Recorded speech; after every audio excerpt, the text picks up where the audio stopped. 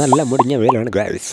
Hello guys, welcome back to my another vlog featuring Summer Street Food Festival 2025. UK യിൽ വന്നിട്ട് first ടൈമാണ് ഞാൻ ഒരു ഫുഡ് ഫെസ്റ്റിവലിന് പോകുന്നത്. ഒരുപാട് വെറൈറ്റി ഫുഡൊക്കെ ഉണ്ടായിരുന്നു, like oysters, Mexican foods, uncooked dishes. പക്ഷേ ഇതൊന്നുമല്ല ഞാൻ തപ്പി നടന്നത്. അങ്ങനെ ഫൈനലി തിരച്ചിൽ അവസാനിക്കുകയാണ് ഗൈസ്.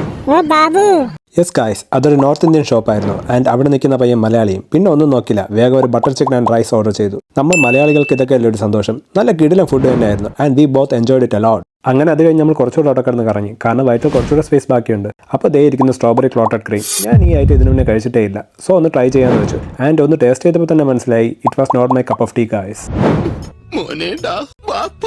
അങ്ങനെ അതൊക്കെ കഴിഞ്ഞ് വീട്ടിലോട്ട് പോകാമെന്ന് വെച്ചപ്പോൾ കുറച്ച് അണ്ണന്മാർ പാമ്പനേക്ക് വെച്ചുകൊണ്ട് നിൽക്കുന്നുണ്ട്. അപ്പോൾ ലേശം കൗതുകം കൂടിപ്പോയി, പിന്നെ ഒന്നും നോക്കിയില്ല.